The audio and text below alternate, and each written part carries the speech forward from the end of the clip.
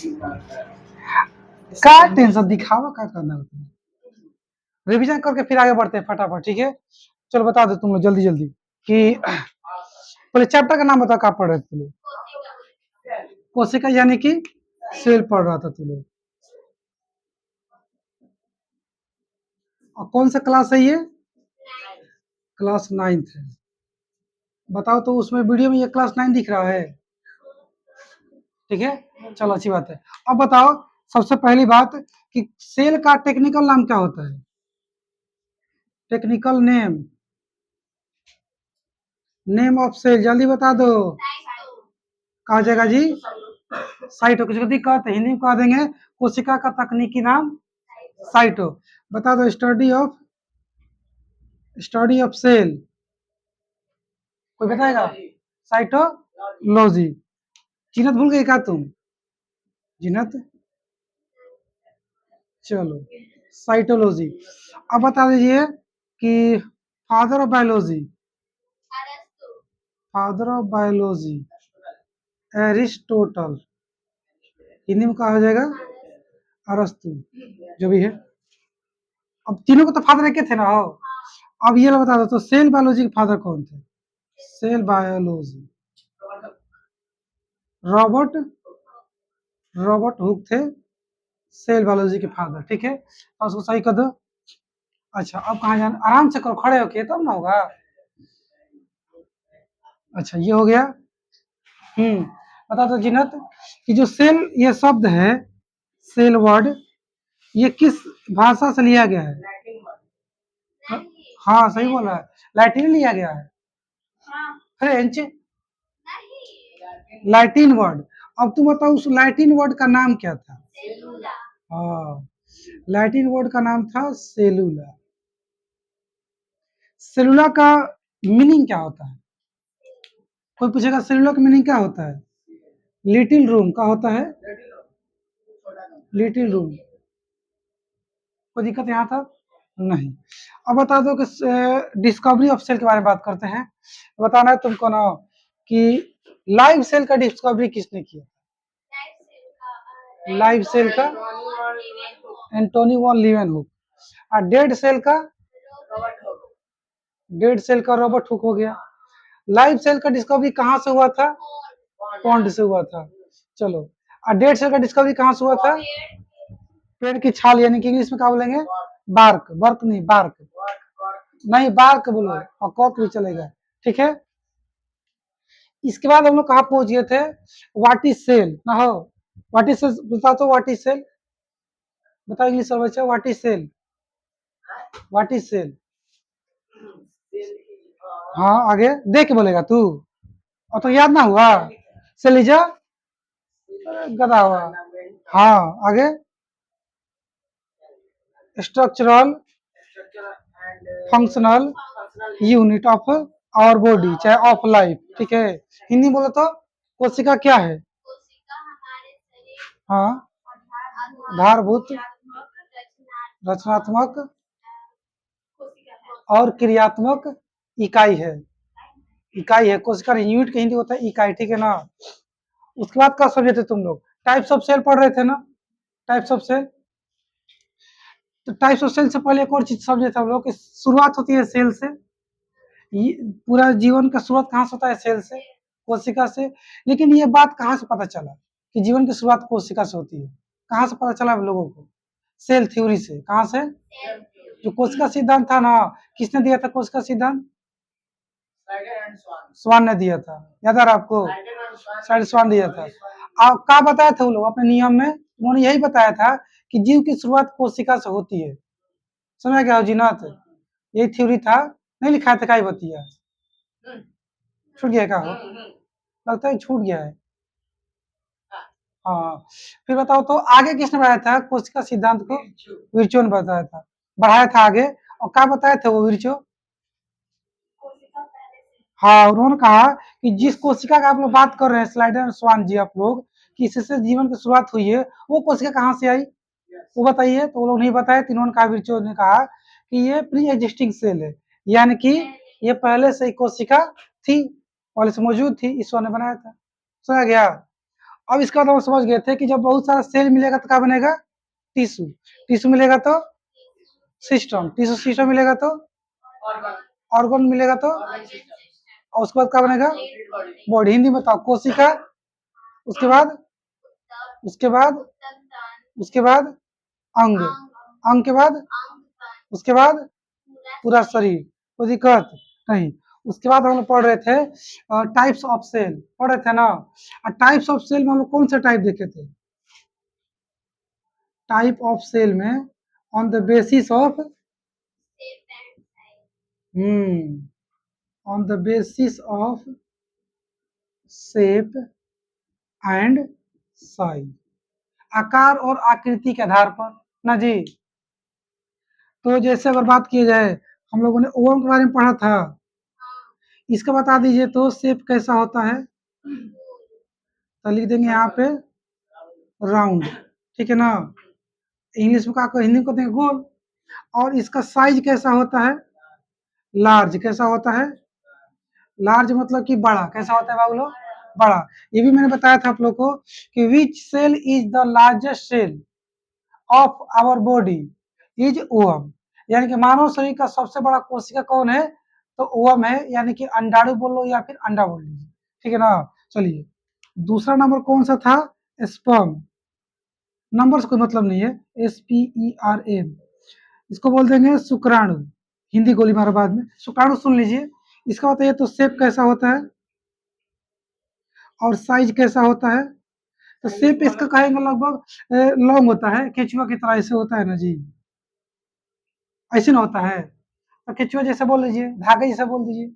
और साइज कैसा होता है इसका, स्मॉल, कैसा होता है जी, स्मॉल। ये जो स्पर्म है, शुक्राणु, ये हमारे शरीर का सबसे स्मॉलेस्ट सेल है। Sperm is smallest cell of our body, शुक्राणु हमारे शरीर का सबसे छोटी कोशिका है, ठीक है बाबू। आगे चलते हैं, फिर हम लोग बात कर लेते हैं किसका बात कर, न्यूरॉन की बात करते हैं, न्यूरॉन, ठीक है। तो इसका हिंदी लिख देता हूँ, न्यूरॉन का हिंदी पता क्या होता है, तंत्रिका कोशिका, क्या कहते हैं, तंत्रिका कोशिका। और ढेर सारा न्यूरॉन ले लेंगे तो कहेंगे न्यूरॉन सिस्टम, हिंदी को कह देंगे तंत्रिका तंत्र, समझ गया कि नहीं समझे, समझ गए। अब तुमको बताना है कि इसका शेप और साइज कैसा होता है, इसका शेप और साइज कैसा होता है बता रहे, शेप बताओ तो पहले, कल बताए नहीं थे, बताओ बाबू, तुमको बताए थे, याद आ रहा है, फोटो दिखाए थे, बताए थे, इस बारे में कुछ नहीं कर सकते, फिर भी एक बात बोलते हैं। हाँ, न्यूरॉन का शेप कैसा होता है, इरेगुलर, कैसा होता है, इरेगुलर। हिंदी में क्या कहते, दिखाई दे रहा है फोटो वीडियो में, यहाँ तक दिख रहा है पूरा, इसको हिंदी में कहते हैं अनियमित, क्या बोलेंगे, अनियमित। तो गया हो, चलो ठीक है, जाने दो, जाना मत, छोड़ो, सुन के जो लिख रहा होगा देखो ध्यान से। इरेगुलर का हिंदी होता है अनियमित, तो जो तंत्रिका कोशिका है इसका आकार कैसा होता है, अनियमित। इंग्लिश में बोल देंगे कि न्यूरॉन का शेप कैसा होता है, इरेगुलर। अनियमित मतलब कि कोई इसका नियम है ही नहीं, मतलब कोई फिक्स आकार नहीं होता इसका, कोई फिक्स आकार नहीं है, कोई फिक्स नहीं मतलब कि ऐसा आकार होने के पता ही नहीं चल रहा कैसा है, ठीक है, बोर्ड पे दिखा दूंगा, फिर आपसे पूछूंगा, बताइए, मैं बना दूंगा, बनाने आता है मुझे। अब बताओ साइज कैसा होता है, साइज, साइज, साइज कैसा होता है बताइए तो, नहीं बताया था तुम लोग को, इस बताता हूँ। ये होता है लॉन्गेस्ट, का होता है, हिंदी में क्या कह देंगे, सबसे लंबा। देखो जी, हम लोग तीन चीज समझ गए मजाक मजाक में, फ्री में, कि हमारे शरीर का सबसे बड़ा कोशिका ओवम, सबसे छोटी कोशिका स्पर्म, और सबसे लंबी कोशिका न्यूरॉन, यानी कि तंत्रिका, तंत्रिका कोशिका बोल लीजिए, समझ में आ गया। ध्यान देना, इसका फोटो देखो, मैं बनाने की कोशिश करता हूँ, यहाँ पे ऐसा होता है आपका न्यूरॉन,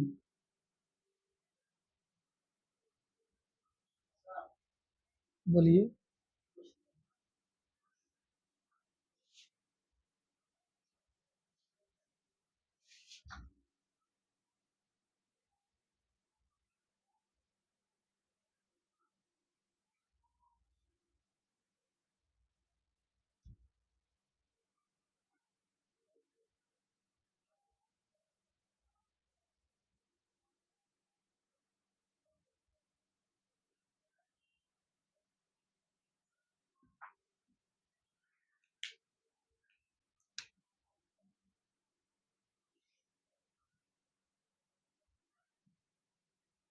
ऐसा होता है। ये क्या आपका न्यूरॉन, ये हिंदी में क्या हो जाएगा तंत्रिका। अरे लगभग समझ लो, हूबहू थोड़े बना देंगे हम, आर्टिस्ट है क्या। देखो ध्यान से, तो ऐसा होता है इसका शेप। मतलब कोई बताइए कैसा है शेप इसका, बता पाएंगे हम लोग कैसा इसका शेप है। कुछ समझ नहीं आ रहा, लंबा है, चौकोर है, क्या है, कुछ समझ में आ रहा अजीब जिस तरह से फैला हुआ है ये, इसलिए इसको बोलते हैं हम लोग अनियमित आकार। इंग्लिश में कह देंगे इरेगुलर, और देहाती भाषा में कह देंगे टेढ़ एने ओने। क्या कह देंगे वो, एने ओने। नहीं ये टेढ़ा एने ओने सुना रहा है, बोलो। नहीं कैसे कह सकते हो, यहाँ तो उसका पेड़ की पत्ती की तरह लग रहा, वहां जड़ की तरह लग रहा, यहाँ पे डाली की तरह लग रहा, तो कुछ नहीं कह सकते क्लियर, ठीक है ना। चलो ध्यान से, अब कहाँ चलेंगे हम लोग, फैट सेल के बारे में पढ़ लेते हैं। फैट सेल, फैट सेल मतलब हिंदी में हो जाएगा ना वसा कोशिका। क्या हो जाएगा, वसा कोशिका। इसका बताइए तो शेप कैसा होगा और साइज कैसा हो जाएगा।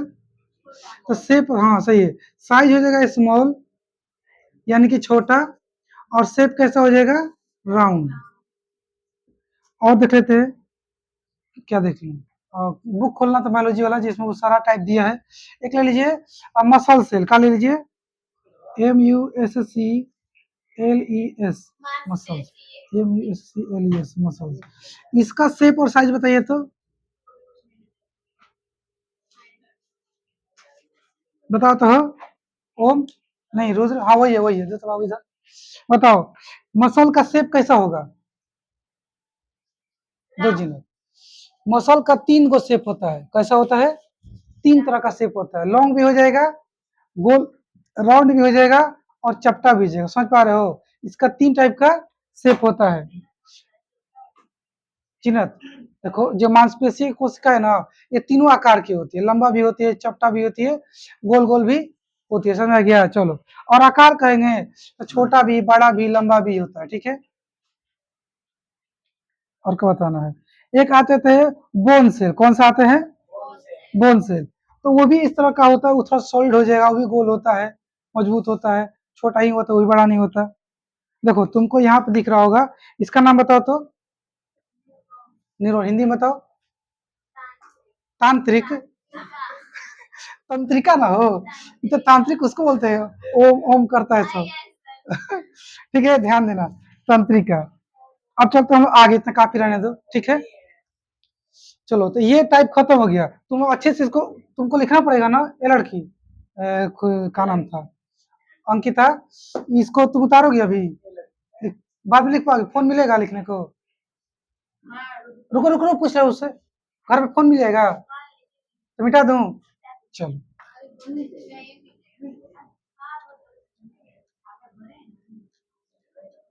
अब चलते हम लोग फिर से पढ़ेंगे टाइप ऑफ सेल, पर दूसरे बेस के आधार पर पढ़ेंगे। टाइप ऑफ, ए रुद्र सुनो, इसका इंक को तारीख भरना पड़ेगा, तो बंद मत करो, चलने दो। देखो ध्यान से, टाइप ऑफ सेल फिर से हम लोग पढ़ेंगे, और किसके बेस पे, लो इसमें भरो तब से, ऑन द बेसिस ऑफ, हाँ वाह, on the basis of development. जिन्हें तुमको इंग्लिश में पढ़ने मजा आ रहा है, क्या हो, कोई बात नहीं, इंग्लिश पढ़ाएंगे तो तुमको मजा आएगा। चलो जी, हिंदी में कह देंगे विकास के आधार पर। मैं भी तुम्हारे जैसा था हिंदी मीडियम, पर मजा आता था इंग्लिश मीडियम में, इसलिए बाद में मैंने अपने आप को चेंज कर लिया। विकास के विकास, विकास के आधार पर, कसरे पे खुलता है, दो गधा है सब कार्य, जीवन में पहली बार क्या खोल रहे थे लोग, जा चल धर। चलो जी ध्यान से देखो, तो इसके बेस पे ना 2 टाइप का होता है, कितने टाइप का, 2 टाइप का।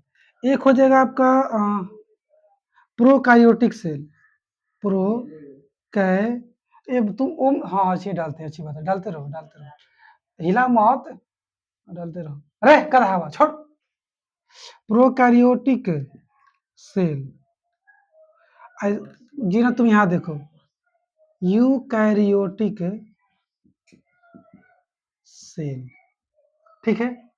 ये जो है ना प्रोकारियोटिक, इसको आपको हिंदी में प्रोकारियोटिक ही याद करना पड़ेगा, इसको यूकैरियोटिक ही याद करना पड़ेगा, ठीक है।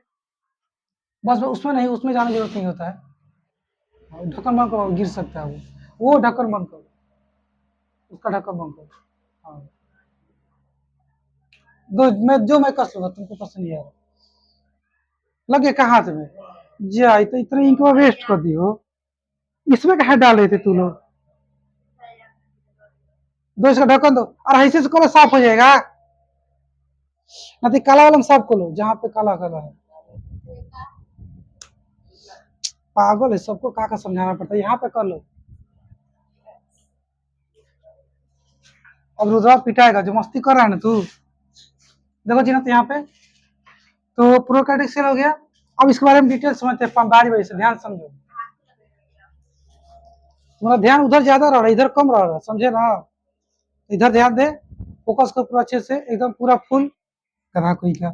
तो पहला पॉइंट ये है कि it is not well developed. मैं शॉर्टकट में लिखता हूँ, ठीक है, का इतना लंबा लिखना। बस पहला पॉइंट ऐसे याद रखो, तुम दिखाई दे रहा है, इसमें देख लीजिएगा कि नॉट वेल डेवलप्ड। ये इसमें इसमें क्या याद रखेंगे कि ये वेल डेवलप होता है, वेल डे, हाँ, डेवलप्ड। हिंदी में कहेंगे कि यह पूर्ण विकसित नहीं होता है, यह पूर्ण विकसित होता है। यह कंप्लीट डेवलप नहीं होता है, यह कंप्लीट रूप से डेवलप होता है। इसलिए तो वेल वेल मतलब तो अच्छा ना, लोग कहते हैं वेल बॉलिंग, वेल डन नहीं लोग कहते हैं। वेल डन मतलब बहुत अच्छा किया, वेल बॉलिंग मतलब कि बहुत अच्छा बॉलिंग कर रहे हो आप, है ना, ऐसे कह सकते हैं। तो वेल डेवलपमेंट मतलब कि अच्छे से विकसित होता है, सब कुछ इस्तेमाल मटेरियल रहता है, ठीक है ना। माइटोकॉन्ड्रिया, सेंट्रोसोम, गोल्गी बॉडी, सब कुछ रहता है इसके अंदर। इसके अंदर बहुत कुछ है, इसके अंदर नहीं होता है, सॉरी, इसके अंदर नहीं होता है। इसका नाम है प्रोकैरियोट। यूकैरियोटिक में सब कुछ रहता है, इसलिए इसको हिंदी में तो क्या बोलते हैं, इसको बोलते हैं अविकसित कोशिका। अविकसित, विकसित गलती लिखा रहा है, अच्छा कोई बात नहीं, समझ जाना सब। अविकसित कोशिका, इसको क्या कह देंगे, विकसित कोशिका, ऐसे लिखाएगा।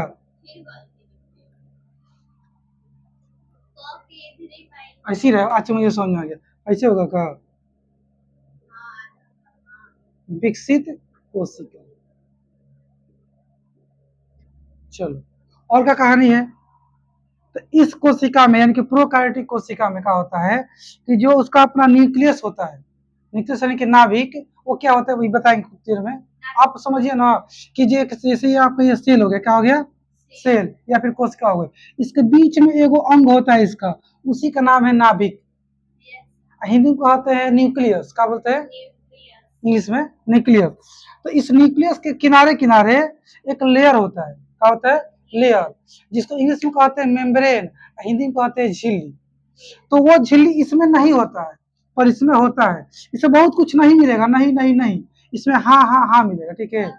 हाँ, इसमें आपको याद रखना है कि nuclear,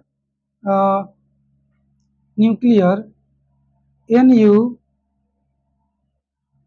CLEAR, membrane, BRANE, membrane होता है, सही का टिक मतलब होता है। इसमें न्यूक्लियर मेम्ब्रेन नहीं होता है, समझ गया। और क्या कहानी है, इसका जो जेनेटिक कोड होता है, जेनेटिक कोड, अब ये क्या होता है जेनेटिक कोड, थोड़ा देर रुक जाइए, आप लोग बताएंगे डिटेल तब। इसमें जेनेटिक कोड अच्छे से डेवलप नहीं होता है, और इसमें जेनेटिक कोड अच्छे से डेवलप, उल्टा दिखाया क्या जी, अरे यार इसमें नहीं होता है, इसमें होता है, समझा गया। और क्या कहानी है, इसका जो साइज है, मतलब बार बार बोलो इसका मत बोलो, प्रोकैरियोटिक सेल का, तुम खेल आ रहे, यहाँ देखते रहो, सुनते रहो। प्रोकैरियोटिक सेल का जो साइज होता है ना, वो स्मॉल होता है, कैसा होता है, स्मॉल। अब पर इसका साइज कैसा होता है, लार्ज, चाहे बिग भी कह सकते हो आप, लार्ज बोलिए चाहे बिग कहिए। और क्या कहानी है, ये प्रोकैरियोटिक सेल कैसे एनिमल में होता होगा, इस सेल से कोई जीव का निर्माण हुआ होगा ना जी, अभी ना पीछे पड़े हम लोग, किसी भी जीव का निर्माण सेल से होता है, और ये सेल दूसरा, ये सेल दूसरा है, इस सेल से दूसरे एनिमल का निर्माण होता होगा, जंतु का, इससे दूसरे एनिमल का निर्माण होता होगा। इससे जानते हो कैसे होता है? वायरस, बैक्टीरिया, ऐसे जीव का निर्माण होता है। समझ गया? मतलब कि एक कोशिकीय जीव, क्या बोलते हैं? एक कोशिकीय जीव। आप ऐसे याद रखो कि हाँ, वायरस, बैक्टीरिया, दिख रहा होगा, मुझे नहीं लगता दिख रहा होगा, दिख रहा है नहीं ना? वीडियो में दिख रहा है ना? चलो कोई बात नहीं। अभी आप लोग सुन लीजिए क्या होता है। वायरस हो जाएगा, बैक्टीरिया हो जाएगा, पैरामीशियम हो जाएगा, ये सब एनिमल का नाम है, जीव का नाम है ये सब, ठीक है? बैक्टीरिया लिखा देंगे अभी, वायरस, बैक्टीरिया और पैरामीशियम। हिंदी में कह देंगे विषाणु, जीवाणु, पैरामीशियम को पैरामीशियम ही कहते हैं हिंदी में भी। इधर लिख देंगे, इसमें बड़का बड़का जीव होता है, किसका होता है? बड़ा बड़ा जीव, जैसे कि हम लोग भी बड़का जीव है, कुत्ता, बिल्ली, हाथी, घोड़ा, ऊंट, बैल, इंसान। केचुआ बड़ा होता है, दिखता है ऐसे ही चलते चलते। चींटी भी, चींटी भी बड़ी होती है, दिखती है ऐसे ही चलते हुए। अभी वायरस देखे हो कभी चलते हुए? तो छोटा दिखता ही नहीं है। हाँ, वो इसमें चला जाएगा। अब जितना दिखता है वो कहाँ चलेगा? इसमें चलेगा। तो अब फंगी देखो, फंगी देखे हो? फंगी, फंगस हिंदी इंग्लिश में फंगस बोलते हैं, इंग्लिश में कहते हैं फंगी। रोटी देखो, उसमें भुइया लग जाता है, भुइया। भुइया को हम लोग बोलते हैं साइंस में फंगस। क्या बोलते हैं? इंग्लिश में कहते हैं फंगी। तो वो दिखता है ना आपको नॉर्मली, आसानी से जूम करने पर दिखता नहीं, ऐसे दिख जाता है। तो वो किसका हो जाएगा? यू का, प्रो का, यू में आ जाता है। ध्यान देना है, फंगी किस में आ जाएगा? इसमें आ जाएगा, है ना? तो थोड़ा सा इसको क्या करते हैं, हम लोग लिख लेते हैं। तो ये थी बना, हेडिंग बनाओ कि टाइप्स, हेडिंग बनाओ, सब लोग लिखो, तो लिखो types of cell, types of cell, types of cell on the basis of, types of cell on the basis of development, on the basis of development, on the basis of development। हो गया हो? और उसके करने के बाद लिखो कि देयर आर, तुम इंग्लिश लिख रही हो, लिख लो, हिंदी में लिखा देंगे, का लिखो। There are two types of, there are two types of, there are two types of cell. मतलब कोशिका के दो प्रकार होते हैं, इसका हिंदी ये होगा, अभी हिंदी में लिखा देंगे। हो गया दो टाइप से। नंबर एक लिखो प्रोकारियोटिक सेल, नंबर डाल के लिखो, नंबर एक प्रोकारियोटिक सेल, प्रोकारियोटिक सेल,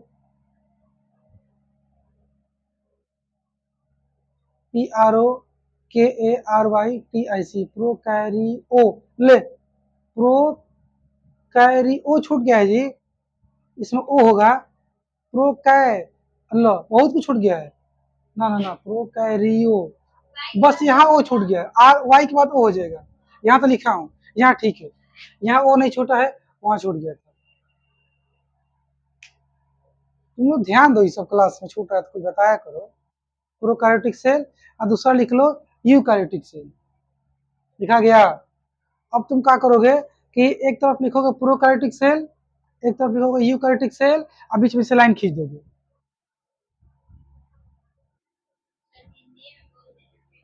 हिंदी में लिखो कि विकास के आधार पर, तो वहीं पे लिखोगे लाइन का अगल बगल, पूरा इंग्लिश से लिख लो एक बार। अच्छा, इतना बात हिंदी में लिखोगे, वो सब इंग्लिश समझ में आ जाएगा उतना, तो ठीक है। अब हिंदी में लिखो, लेकिन तुम थोड़ा सा रुक जाओ, तुम लिखो जी, इधर लिखो एक number, it is well developed, तुम लिखो यह पूर्ण विकसित नहीं होता है। ये लिखो it is not well developed, तू लिखना हिंदी वाला कि यह पूर्ण विकसित नहीं होता है, यह पूर्ण विकसित नहीं होता है। इधर में आ जाओगे तो लिखोगे इट इज वेल डेवलप्ड, इधर लिखोगे यह पूर्ण विकसित होता है, पूर्ण विकसित होता है।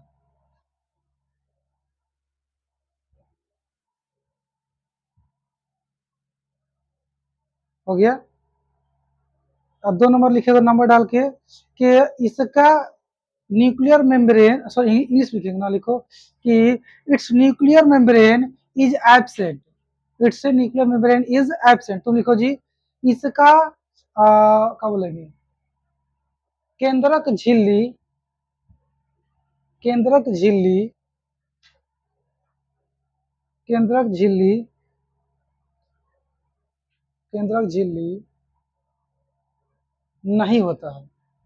पेज डिस्टर्ब कर रहा है तो इससे इससे दबा दो। इसका केंद्रक झिल्ली उपस्थित नहीं होता है, केंद्रक झिल्ली उपस्थित नहीं होता है। इसमें लिखो जी कि it's nuclear membrane is present, इसमें एब्सेंट लिखे थे ना, रू तो गलती ना हो गया। हाँ तुम लिखो जी इसमें कि इस तरफ आके यूकैरियोटिक में कि इसका, इसका केंद्रक झिल्ली उपस्थित होता है, इज एब्सेंट, इसमें एब्सेंट, इसमें प्रेजेंट। एब्सेंट माना नहीं होता है, प्रेजेंट माना होता है, ठीक है ना।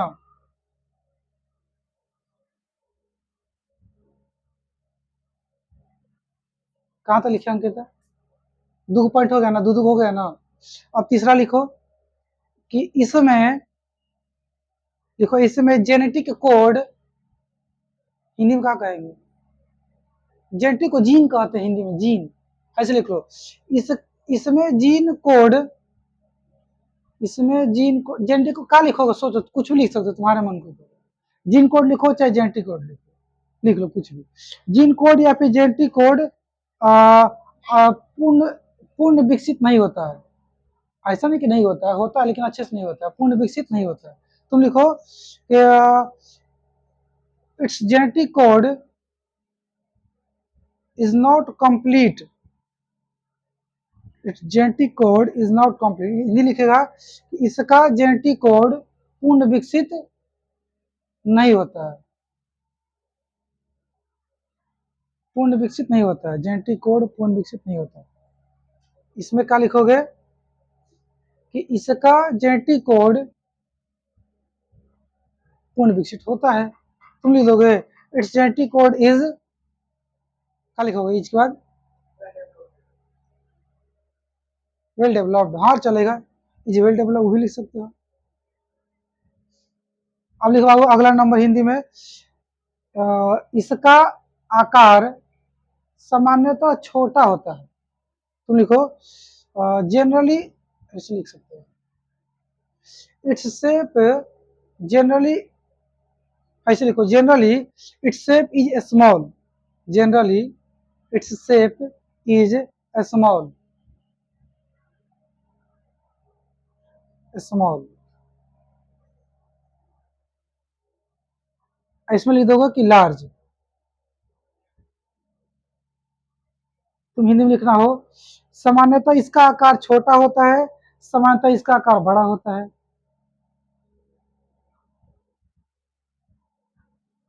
अब थोड़ा एग्जाम्पल लिखेंगे हम लोग, उदाहरण, तो तुम बाबू लिख लो इंग्लिश में एग्जाम्पल, इजी इजी करके डाल दो, छोटा सा इजी मैंने एग्जाम्पल लिख दो, वायरस, बैक्टीरिया, पैरामीशियम। तुम हिंदी वाला लिखो विषाणु, जीवाणु, लिखो जी जैसे, लिखो जैसे विषाणु कोमा जीवाणु, लिखो वायरस, बैक्टीरिया, पैरामीशियम हो गया, जीवाणु, विषाणु, पैरामीशियम आदि। तुम कर दो टीसी। इसमें आ जाओ, यूकैरियोटिक में आ जाओ, इसमें लिख दो क्या बोल सकते हैं, जीवाणु, पैरामीशियम, पैरामीशियम, पैरामीशियम, पैरामीशियम, इसका इंक खत्म हो गया, पैरामीशियम तलाबी से होता है, पैरामीशियम। इसमें एग्जाम्पल लिखो बिल्ली, बिल्ली, इंसान, बिल्ली कोमा इंसान कोमा पादप, इंग्लिश में कन्वर्ट कर लो, प्लांट लिख लो, पादप, पादप पेड़ दिखता है ना जो हम लोग को, हाँ। एक और बहुत जरूरी है जिस फंसाएगा एग्जाम में, फंगस, इंग्लिश में फंगस नहीं बोलते हैं, फंगी बोलते हैं। ठीक है ना। लोगों को लगेगा फंगस इसमें जाएगा, जबकि इसमें आ जाएगा फंगस, उसमें नहीं जाएगा। आदि कर दो चाहे टीसी कर दो, कोई दिक्कत, इतना काफी है। ए भाग रहा है क्या तू? हाँ, जब तक लोग आता नहीं हम लोग पढ़ते रहेंगे। अब चलते हम लोग आगे, ठीक है, मिटा देता हूँ। फिर से हम लोग पढ़ेंगे टाइप ऑफ सेल, और दूसरा टाइप ऑफ सेल है, ठीक है। नहीं पता था आप लोग को, नंबर के बेस पढ़ेंगे, नंबर बेस पे। जैसे कि एक ऐसा ऐसा एनिमल, ऐसा जीव जिसका पूरा शरीर मात्र एक ही कोशिका से बन गया। कितना कोशिका से? ओनली वन कोशिका से उसका शरीर पूरा बन गया। एक ऐसा जीव, ऐसा ऑर्गेनिज्म जिसका कंप्लीट बॉडी इतने सारे कोशिका से बने हैं, सेल से, पता नहीं, हम लोग आज तक काउंट नहीं कर सकते, ठीक है। तो वैसे वैसे के बारे में पढ़ेंगे, उसको बोलते हैं एक कोशिकीय जीव और बहुकोशिकीय जीव। इंग्लिश में कहते हैं यूनिसेलुलर ऑर्गेनिज्म और मल्टी सेलुलर ऑर्गेनिज्म। ओम नहीं, रुद्र याद आ रहा है, ऐसा पढ़े हो? नहीं है? नहीं तो क्या कर रहे थे 8 क्लास में रे रावा? देखो जी, हम लोग दो तरह के एनिमल के बारे में पढ़ेंगे, यूनिसेलुलर ऑर्गेनिज्म, हिंदी में कहते हैं एक कोशिकीय जीव, ठीक है। और दूसरा हो जाएगा मल्टी सेलुलर ऑर्गेनिज्म।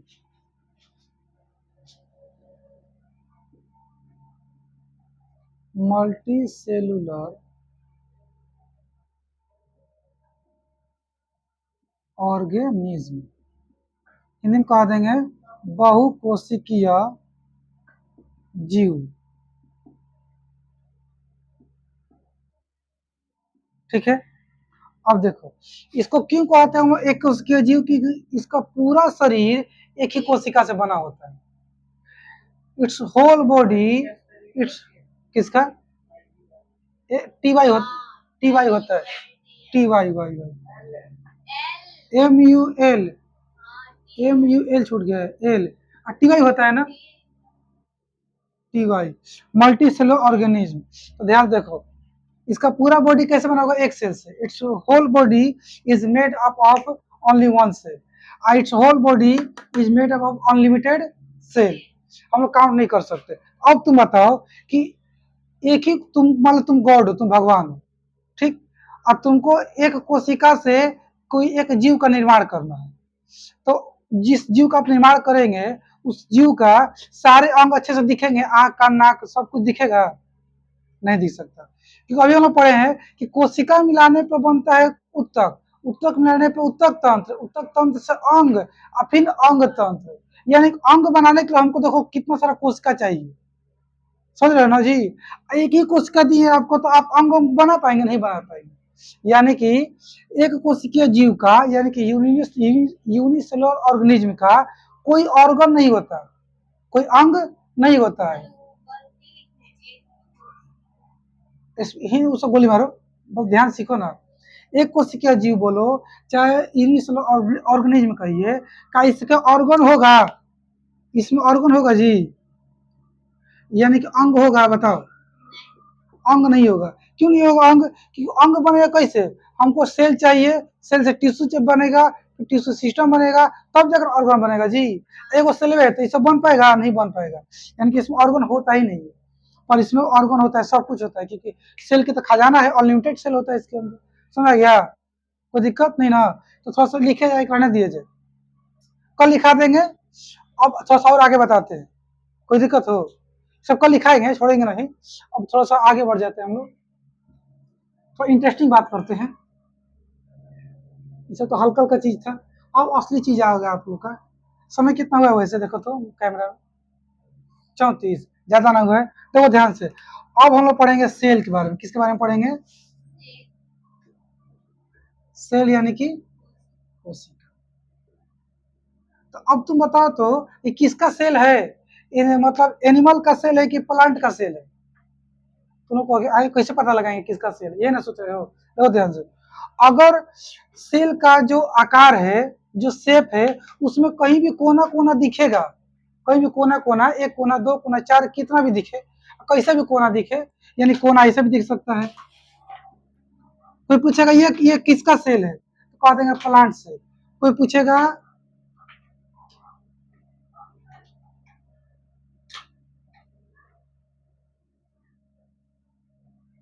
ये किसका सेल है, बोलेगा प्लांट सेल। देखो यहाँ पे कोना कोना दिख रहा है जी, यहाँ पे कोना कोना दिख रहा है, कोना कैसा भी हो बस दिखना चाहिए, तो क्या कहा जाएगा प्लांट सेल। ये भी प्लांट सेल है, ये प्लांट सेल है। और ये कैसा है राउंड, राउंड सेल मतलब एनिमल सेल, कहा हो जाएगा जंतु कोशिका, यानी कि हिंदी कह देंगे जंतु कोशिका। ये हो जाएगा पादप कोशिका। तो आकार के आधार पर हम लोग छांट सकते हैं कि प्लांट सेल का आकार कैसा होता है, चौकोर, हिंदी में कह देंगे, ठीक है जी। और एनिमल सेल कैसा होता है, गोलाकार, राउंड, ठीक है। अब अब बारे में से डिटेल पर ध्यान समझो, ध्यान से। तो ये किसका सेल है,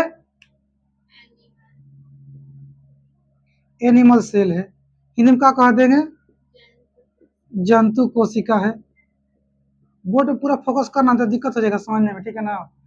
अब क्या करना है मुझे समझाना आप लोगों को क्या, कि इस सेल के किनारे किनारे यानी कि बाहर बाहर एक लेयर होता है, क्या होता है एक लेयर, हिंदी में एक परत होती है, उस परत का नाम है सेल मेम्ब्रेन। का नाम है सेल मेम्ब्रेन।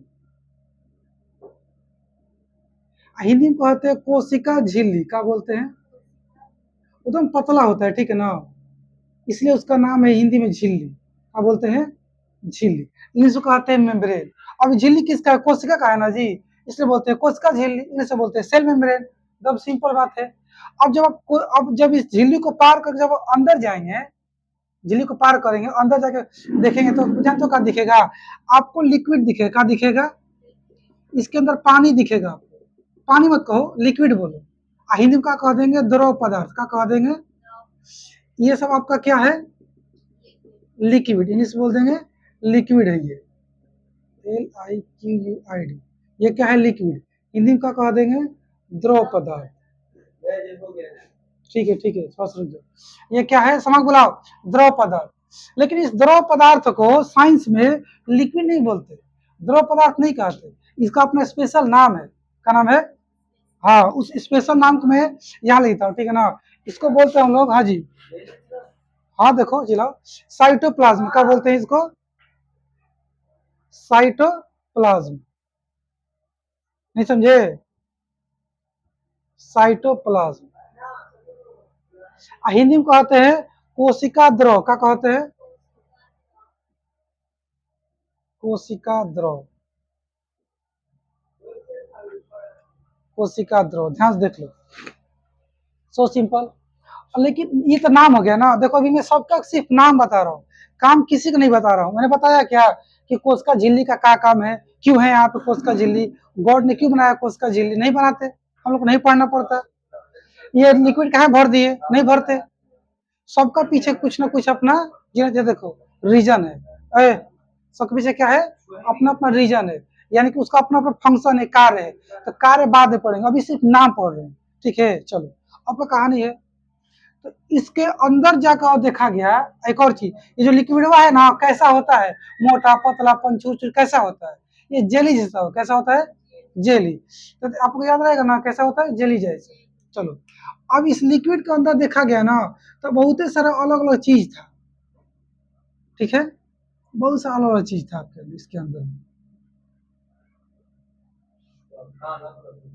सबका नाम आप बताएंगे, बना नहीं रहा हूँ तो गोला लगा रहा हूँ, लिखूंगा अभी, बहुत सारा होता है जी। यहाँ पे सब भरा हुआ है लिक्विड सब है, ठीक है ना। अब ध्यान समझो तुम लोग, तो ये सब पता है गोला जो बना हुआ क्या है, ये सब सेल का ऑर्गन है। जिसमें पूछूंगा ये हाथ क्या है, कहेंगे कहिएगा आप आपके शरीर का अंग है, बॉडी ऑर्गन है ना जी। उस तरीका से ये सब क्या है सेल का ऑर्गन है, सेल का अंग है, क्या है ये सेल का अंग है, सेल का ऑर्गन है, इसलिए इसको बोलते हैं सेल ऑर्गन। क्या बोलते हैं, एक मिनट रुक जाओ, हिंदी में कहते हैं कोशिकांग। क्या कहते हैं, ऐसा कौन बोलेंगे सेल ऑर्गन, बोलो ना, मुझे सब याद है, कहाँ के रखो, हाँ ला कर दो। सेल ऑर्गन हिंदी में कह देंगे कोशिकांग, कोशिकांग, कोशिका मतलब कोशिका का अंग, सेल ऑर्गन मतलब सेल का ऑर्गन, ठीक है। का नाम है इस सब का, बहुत सारा नाम है, जैसे कि मैं शॉर्ट में लिखता हूँ एम। एम मतलब माइटोकॉन्ड्रिया, आर मतलब राइबोसोम, सी मतलब सेंट्रोसोम, एल मतलब लाइसोसोम, ठीक है। जी मतलब गोल्जी बॉडी, बी मतलब वाइक्यूल्स, एन मतलब न्यूक्लियस। समझ पा रहे हो? और का छूट गया? बहुत कुछ होता है। ई आर एक होता है, ई आर एंडोप्लाज्मिक रेटिकुलम, और क्या होता है जी? Centrosome, lysosome, mitochondria, Golgi body. एक और होता है प्लास्टिड, ठीक है। ध्यान समझे तुम लोग, क्या कर रहा था तू? ठीक है, कल पता चलेगा, जब छड़ी गिराएंगे ना पता चल जाएगा। देखो जी, बताओ तो, एम से माइटोकॉन्ड्रिया, बोलो तो माइटोकॉन्ड्रिया, आर से राइबोसोम, सी से सेंट्रोसोम, एम से माइटोकॉन्ड्रिया। बोलेगा तो नहीं, तो नहीं याद होगा। बोलना चुमा पे पढ़ दो, कैसे बोलेगा देखना। तो बोलो सीधा, आवाज नहीं निकालोगे नहीं याद होगा, एकदम निकालना होगा ऐसा कि आवाज यहाँ पे पहुंच जाए, ठीक है ना। देख लो भाई, यही गिराते ही लोग को गिरा देंगे, आदत लगाना पड़ेगा। वहां सबको बुलवाते हैं चिल्ला चिल्ला क्रैक बोर्ड में, तुम लोग कहीं नहीं बोलेगा।